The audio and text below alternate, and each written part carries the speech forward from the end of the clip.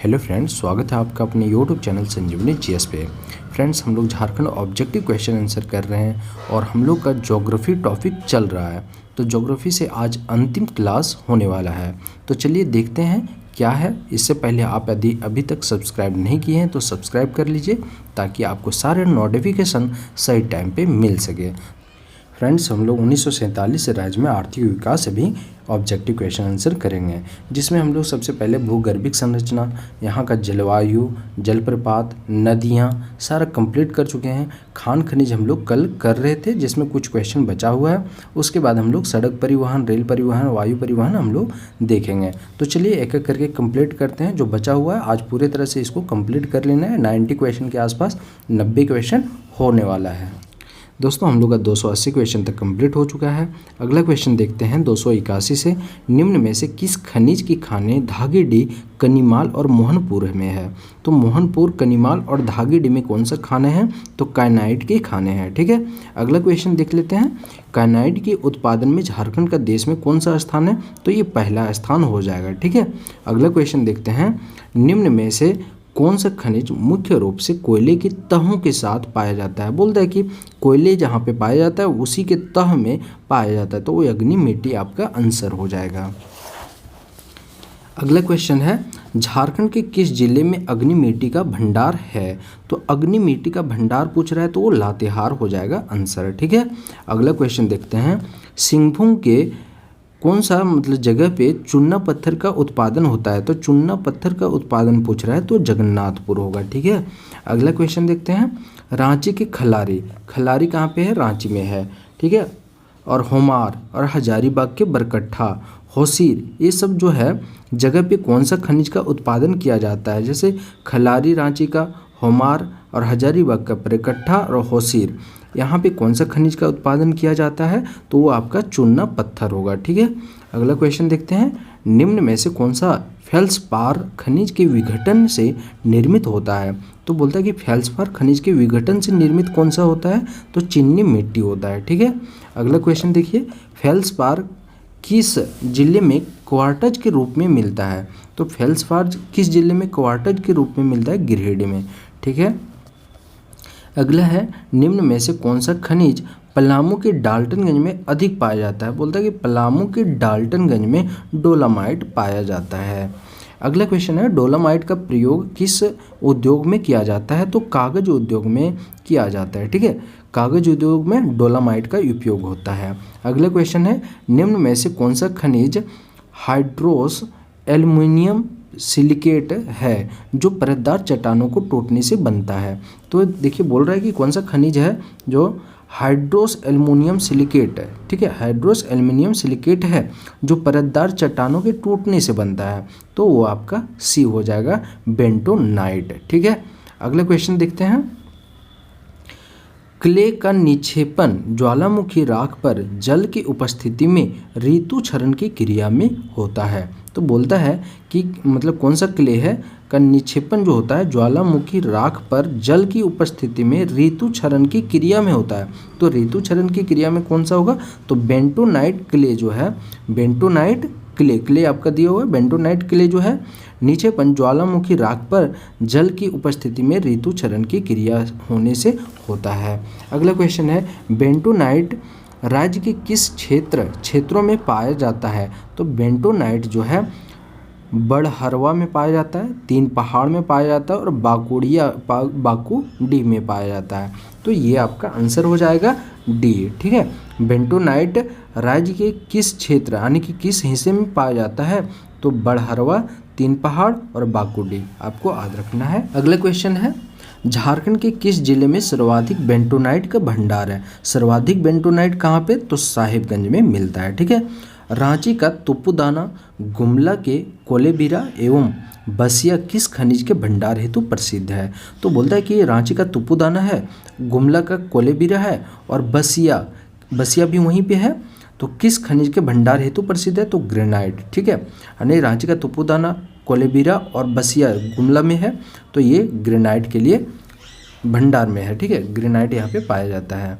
उसके बाद है निम्न में से कौन सा एक आणविक खनिज है, तो आणविक खनिज बोल रहा है तो इल्मेनाइट हो जाएगा, ठीक है, इसमें से इल्मेनाइट जो है आणविक खनिज है।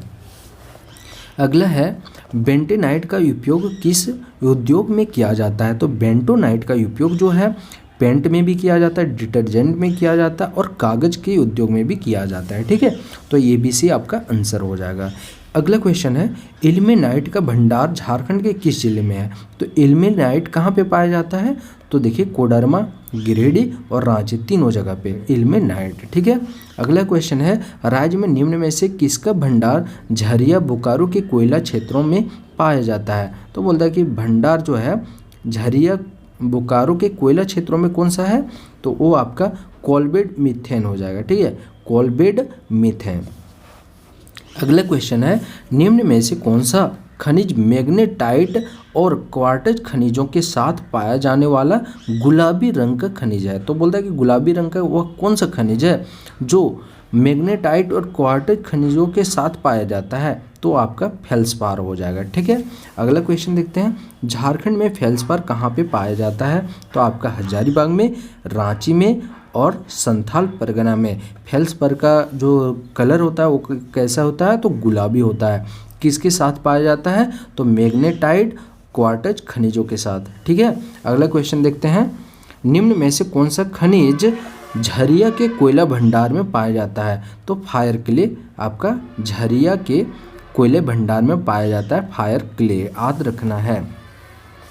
झारखंड के देश के निकेल उत्पादन में कुल हिस्सा कितना है, यानी कि देश में जितना निकेल उत्पादन होता है उसमें झारखंड का कितना % हिस्सा है, तो वो 6% निकेल उत्पादन करता है झारखंड पूरे भारत का।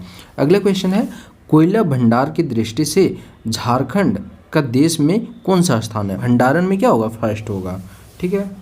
अगला क्वेश्चन है भारत का कितना प्रतिशत कोयला झारखंड में है, तो भारत का कितना प्रतिशत कोयला जो है झारखंड में ही है, तो 33.4% है, ठीक है। अगला क्वेश्चन है देश का कितना प्रतिशत किंग कोल झारखंड से प्राप्त होता है, तो बोलता है कि किंग कोल झारखंड से कितना % प्राप्त होता है, तो वो आपका 90% जो होता है किंग कोल ही पाया जाता है, ठीक है।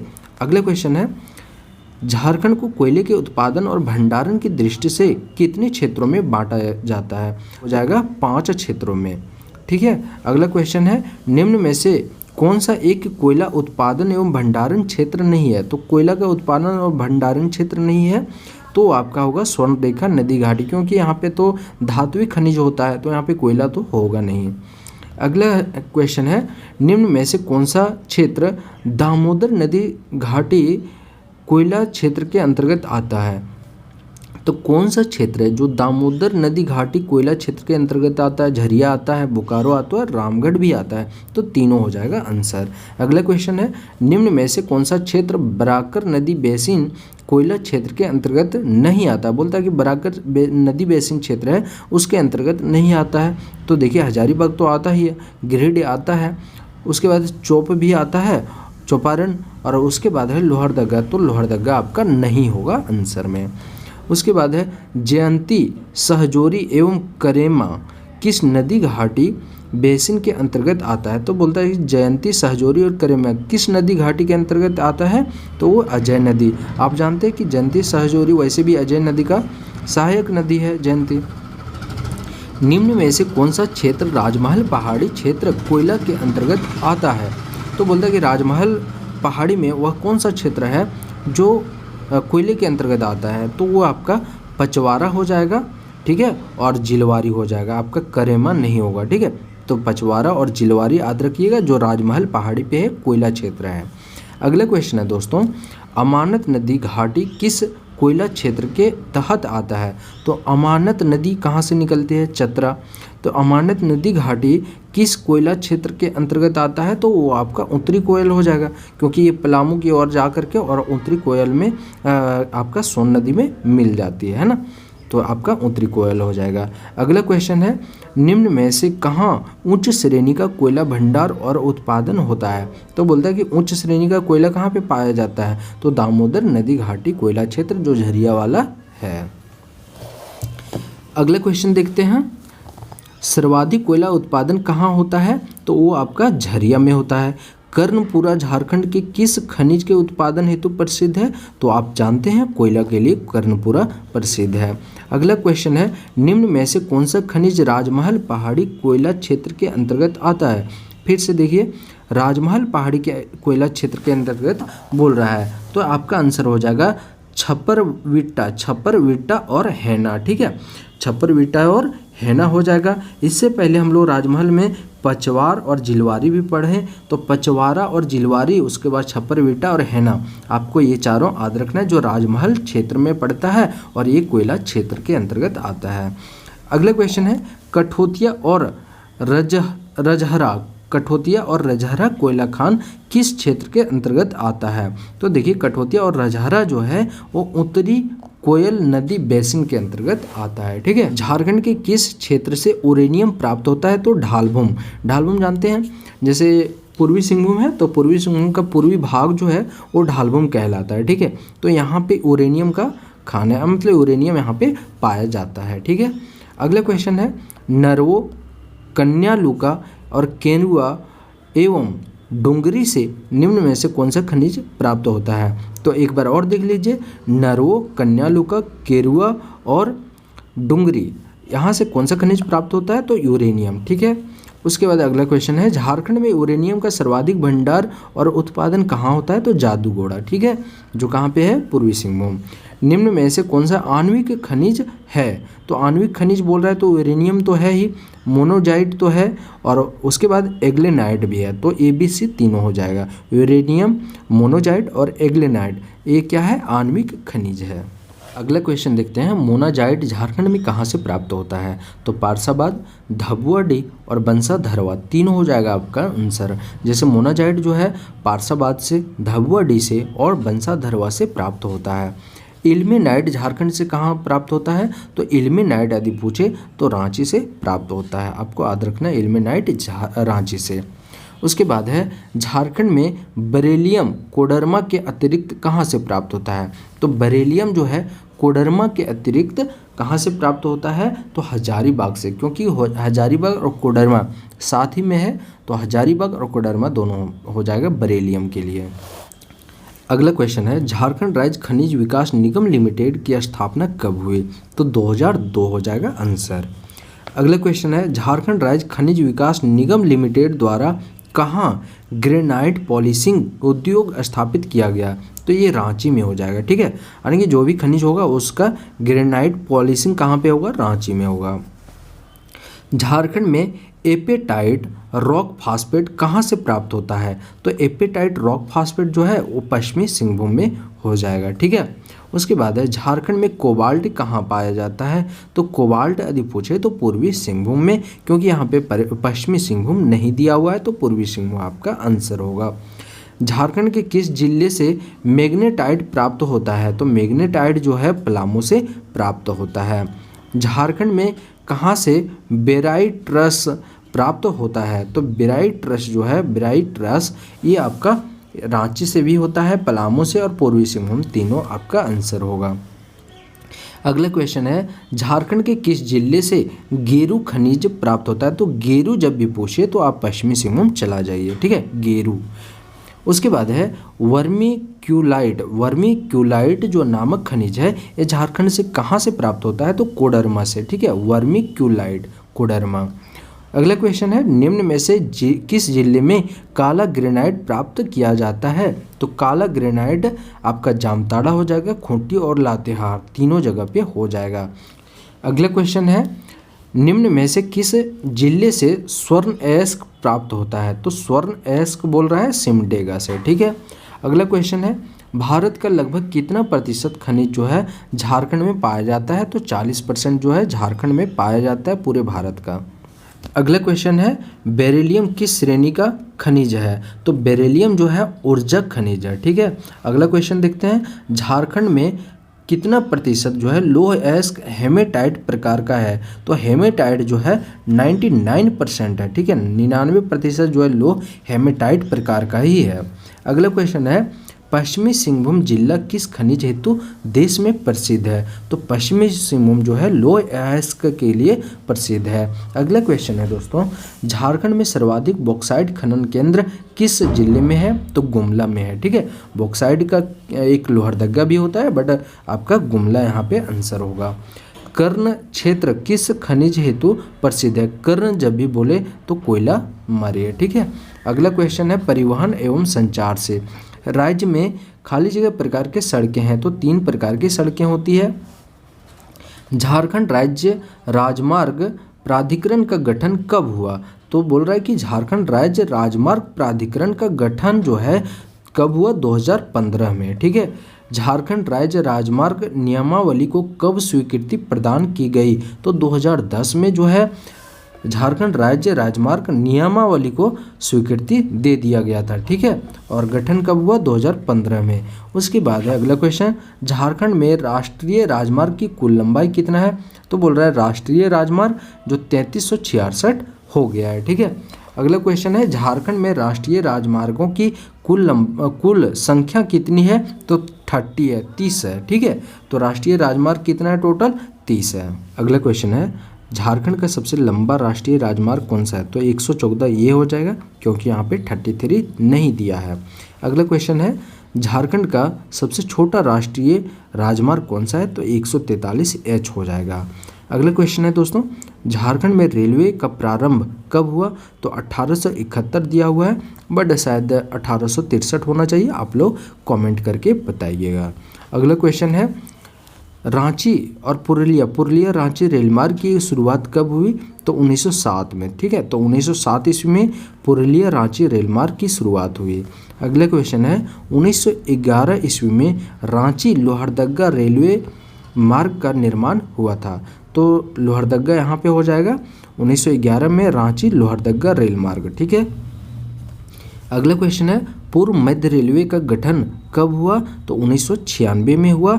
कौन आता है? धनबाद इसके अंतर्गत आता है। ठीक है, तो धनबाद रेलवे डिवीजन पूर्व मध्य रेलवे। ठीक है, अगला क्वेश्चन देखते हैं, धनबाद रेलवे डिवीजन का गठन कब हुआ? तो 1951 में हुआ। ठीक है, तो बोला जाए कि धनबाद रेलवे डिवीजन का गठन कब हुआ? 1991 में होता है।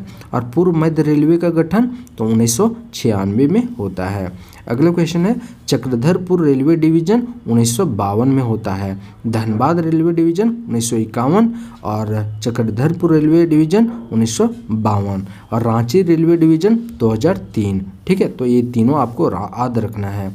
अगला क्वेश्चन है, झारखंड का सबसे बड़ा रेलवे स्टेशन कौन सा है? तो धनबाद आपका आंसर हो जाएगा। अगला क्वेश्चन है, झारखंड में कहाँ पायलट प्रशिक्षण अकादमी का निर्माण हुआ है? तो दुमका में पायलट प्रशिक्षण अकादमी का निर्माण हुआ है। अगला क्वेश्चन है, राज्य में कितने अंतर्राष्ट्रीय हवाई अड्डा है? तो राज्य में अंतर्राष्ट्रीय हवाई अड्डा पूछे तो एक ही है। ठीक है, और एक अभी तैयार हो ही रहा है, तो पता नहीं अभी तक तो नहीं दे रहा है ऑप्शन में दो। देवघर वाला, निम्न में से किस जिले में अंतर्राष्ट्रीय हवाई अड्डे हेतु समझौता हो चुका है? तो देवघर में। तो अब तो ऑप्शन में दे देना चाहिए 2। ठीक है, तो ये आपका देवघर आंसर हो जाएगा। बिरसा मुंडा हवाई अड्डा कहाँ स्थित है? तो ये रांची में है। झारखंड में पहली बार विमान 1940 ईस्वी में कहाँ उतारा गया? जमशेदपुर में। ठीक है, अगला क्वेश्चन है, झारखंड में सिद्धू कान्हू हवाई अड्डा कहाँ स्थित है? तो दुमका में। अगला क्वेश्चन है, झारखंड में सोनारी हवाई अड्डा कहाँ स्थित है? तो सोनारी हवाई अड्डा बोल रहा है तो जमशेदपुर। अगला क्वेश्चन है, पूर्वी सिंहभूम के खाली जगह मतलब दिया हुआ है, कौन सा जगह में द्वितीय विश्व युद्ध के समय ब्रिटिश कंपनी के द्वारा एक हवाई अड्डे का निर्माण किया गया था? तो द्वितीय विश्व युद्ध में कहाँ किया गया था? तो चाकुलिया जो पूर्वी सिंहभूम में है। राज्य में झारखंड स्टेट डाटा सेंटर कब से कार्यरत है? तो 1 अगस्त 2016 से। ठीक है, झारखंड स्टेट डाटा सेंटर 1 अगस्त 2016 आपका आंसर होगा। अगला क्वेश्चन है, झारखंड स्टेट डाटा सेंटर के संचालन का दायित्व किसे सौंपा गया है? तो मेसर्स ऑरेंज को। ठीक है, अगला क्वेश्चन है, झारनेट जिसका मतलब होता है Jharkhand state wide area network की स्थापना कब हुई है? तो 2005-6 हो जाएगा आंसर, ठीक है। झार नेट का जो है स्थापना 2005-6 में हुआ है। JEPIT Jharkhand agency for promotion of information technology का गठन कब हुआ है? तो JEPIT का जो गठन है कब हुआ है? तो आपका आंसर होगा 2004 में, ठीक है। JEPIT 2004। अगला क्वेश्चन है झारखंड अंतरिक्ष उपयोग केंद्र कहाँ स्थित है? तो बोल रहा है कि झारखंड अंतरिक्ष उपयोग केंद्र रांची में स्थित है। दोस्तों आज हम लोग इतना ही रखते हैं। तो यदि आपको क्लास पसंद आया हो तो आप लाइक कीजिए, कमेंट कीजिए, शेयर कीजिए और सब्सक्राइब करना मत भूलिए, क्योंकि सब्सक्राइब कीजिएगा तो नोटिफिकेशन सही टाइम पे मिल पाएगा। चलिए मिलते हैं नेक्स्ट क्लास में। बहुत बहुत धन्यवाद। जय हिंद।